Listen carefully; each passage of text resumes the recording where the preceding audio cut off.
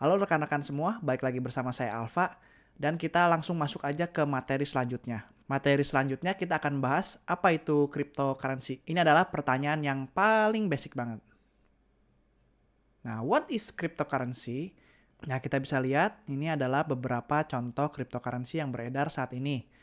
Nah, jadi penjelasan sederhananya, cryptocurrency adalah digital cash atau mata uang digital. Ya, digital itu artinya dia tidak berbentuk fisik dan tidak bisa disentuh. Mungkin rekan-rekan pernah melihat bentuk Bitcoin seperti ini ya. Ini Bitcoin ini. Nah, tapi ini bukanlah Bitcoin yang sesungguhnya. Ini hanyalah sebuah pajangan ya. Jadi penjelasan sederhananya, cryptocurrency adalah digital cash atau mata uang digital.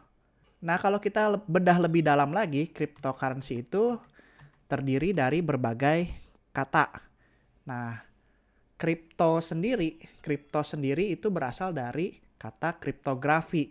Nah, kriptografi sendiri dibagi lagi menjadi dua kata, yaitu kriptos dan graphein.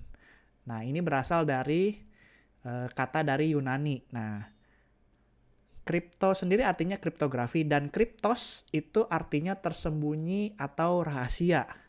Sedangkan graphein artinya menulis. Jadi bisa kita simpulkan, kriptografi adalah sebuah teknik menulis pesan rahasia yang hanya bisa dibaca oleh penerimanya. Sedangkan currency sendiri berarti mata uang atau kurs. Nah, jadi bisa kita simpulkan kalau cryptocurrency itu adalah mata uang yang berbasis kriptografi ya, rekan-rekan. Kurang lebih seperti itu. Mungkin kalau misalnya bagi kita yang pemula agak sulit untuk mencernanya. Tapi nggak apa-apa, kita belajar pelan-pelan aja, bertahap ya rekan-rekan. Nah, lalu cryptocurrency itu transaksinya terjadi di blockchain.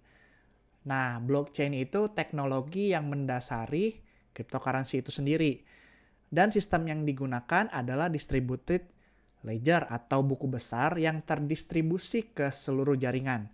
Nah, gambarnya seperti ini ya, rekan-rekan. Jadi, sebetulnya blockchain itu adalah sebuah database. Nah, database itu berisi saldo, berisi transaksi, dan sebagainya. Nah, distributed ledger ini atau buku besar ini seolah-olah seperti database yang disebar ke seluruh komputer yang ada di jaringan blockchain tersebut. Nah, jadi setiap komputer yang berada dalam ekosistem tersebut mempunyai salinan data yang sama persis.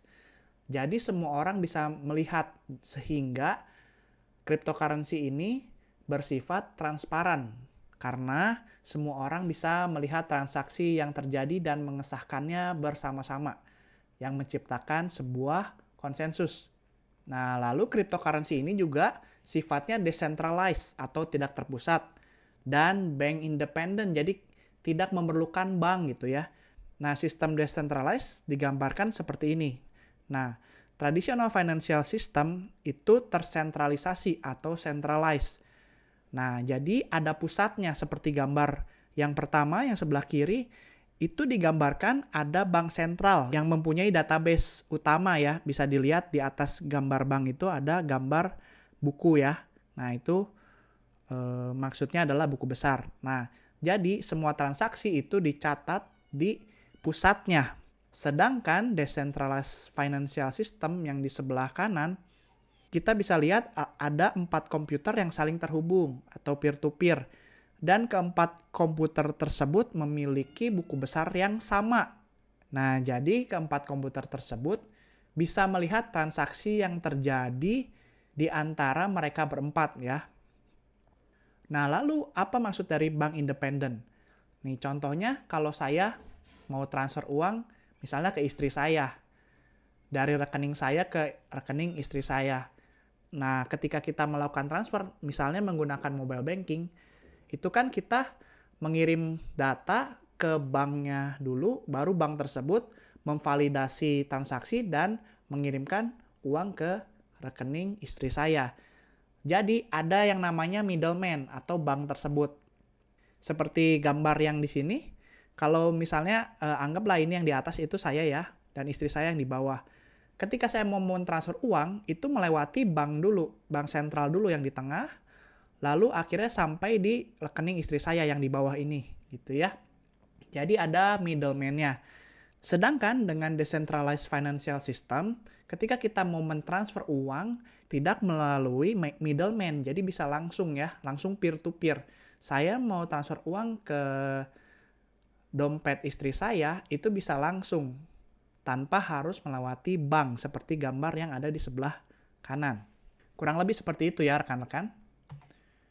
Nah, lalu bagaimana supply dari cryptocurrency? Itu ada dua, teman-teman.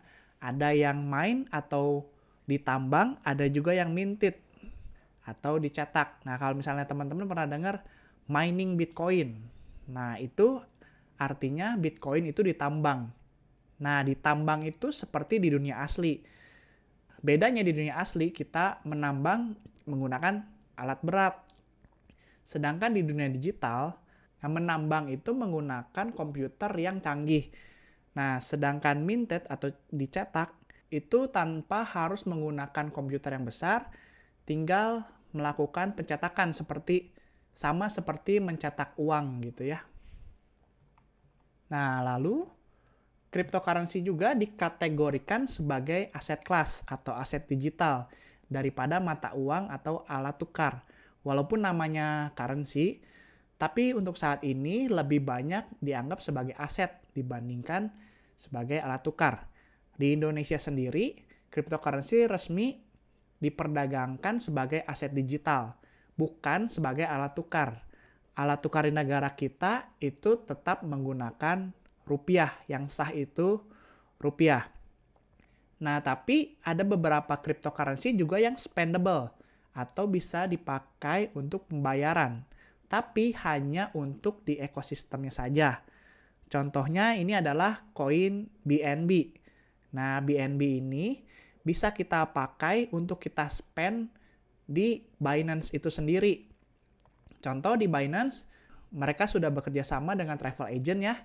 Jadi, untuk membeli tiket pesawat dan juga membooking hotel di Binance itu sekarang udah bisa menggunakan cryptocurrency. Tapi baik lagi, itu hanya bisa dilakukan di ekosistemnya Binance sendiri.